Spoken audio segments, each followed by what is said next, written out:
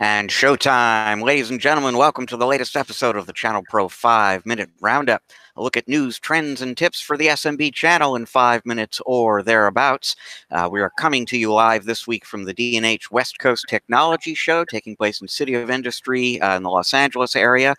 My name is Rich Freeman. I'm executive editor of the ChannelPro Network. With me is my co-host, Erick Simpson, who is a business transformation and improvement expert for MSPs and other IT providers, and unfortunately was not available to join me here at the D&H show. But how you doing, Erick? I'm doing great, Rich. Yeah, I regret not being side by side with you today, but I can't always control the things that I can't always control. So here we are as usual. You are just a little ways up the road, as it happens this week. But an interesting show here, and maybe we'll, it's really just getting underway. Maybe we'll have some things to say about it in a future episode of the show. But for now, let's dive into our top story, which is actually coming to us from all the way on the other side of the planet. ConnectWise has been conducting one of their IT Nation events in Australia this week.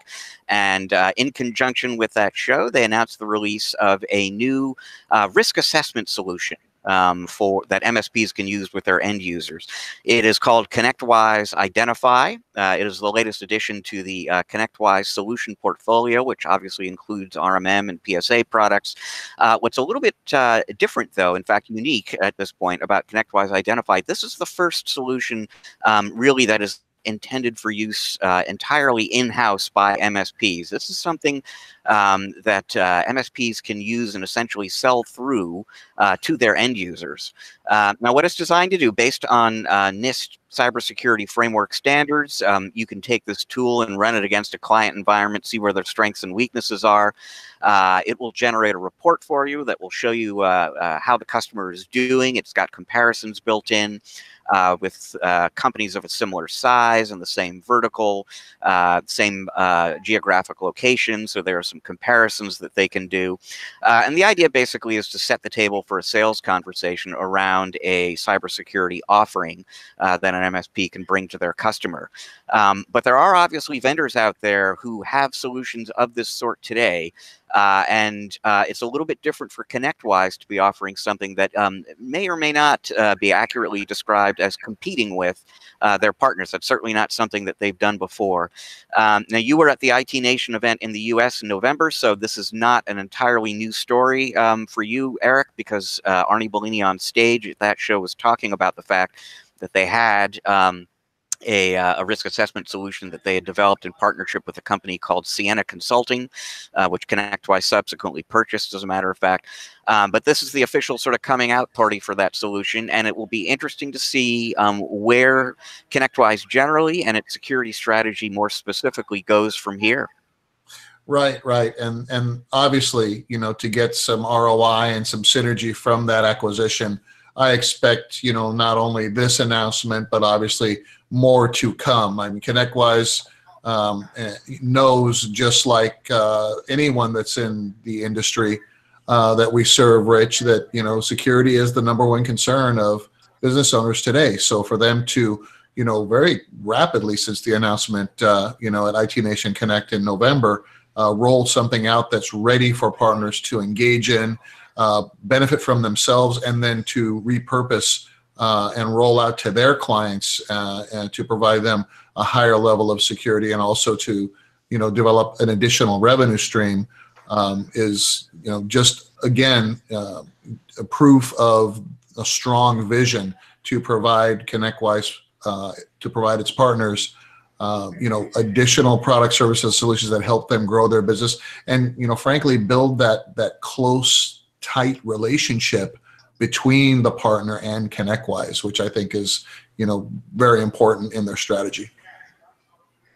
Yeah, you know, ConnectWise for a long time really has been about growing its own business by helping MSPs grow theirs. And a lot of that is around introducing MSPs to new markets, new market opportunities, educating them on what they have to do to take advantage of those opportunities. Security is the enormous one that they're really focused in on right now. And that was something that they made clear back in November at the last IT Nation show. And so you're right. I mean, this this is something that promotes and strengthens relationships between an MSP and their vendor, that the vendor is bringing them in on an opportunity, providing tools to them at reasonable prices that they can use to go after this customer business.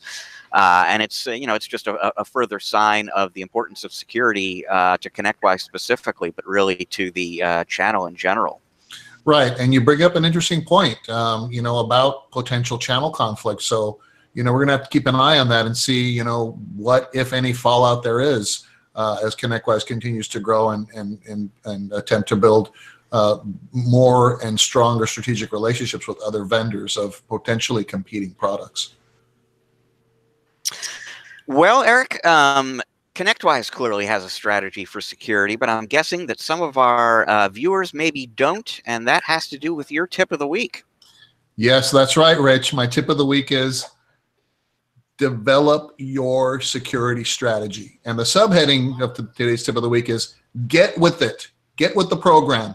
Where, if you're not already engaged in delivering security services and solutions to your client base, get with it, get on the horse. The stagecoach is leaving. This is an opportunity for you to gain market share. If you haven't developed your security strategy, there are tons and tons of great strategic vendors and strategic business partners that are out there for you to engage with. So if you're, trying to figure out, hey, how difficult is it to become a security expert if you don't have, a long list of security credentials, set that aside for a second and think about this.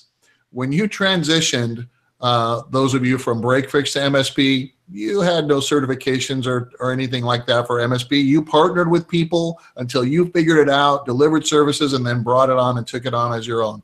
When you transitioned from break fix or MSP to cloud services, you're not managing any of these infrastructures. You're relying on strategic business partners and strategic guidance from your vendor and distributor partners to deliver those services.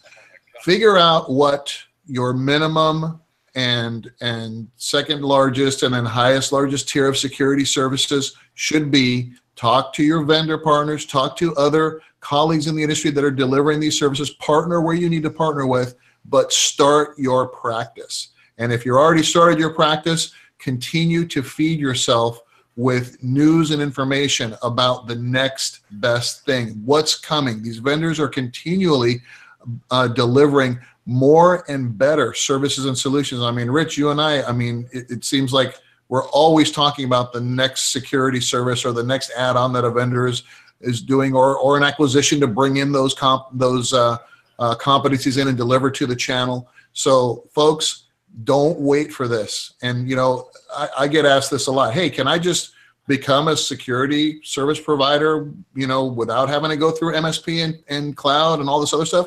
Yes, it's just like anything else. You just have to be intentional about it. And that's where you need to be. That's where we're going. Get on the horse. Yeah, there are a number of really key points there, and a number of things that brings to mind, and I think in particular of a lot of what Continuum has been talking about with its customers. So we were talking about ConnectWise and the big push they're making into security. Continuum is placed a huge bet on security as well, and what they will tell their MSP partners is this is an enormous new potential revenue stream for you, but it's also an enormous potential threat for you. The number one reason that MSPs will be fired in the years to come, they believe, is because the partner, the MSP, can't satisfy the customer's security needs, or the customer has a security problem that the MSP didn't protect them from. So, I mean, if for no other reason than that, to protect the client base that you've got, you really need to have a security strategy.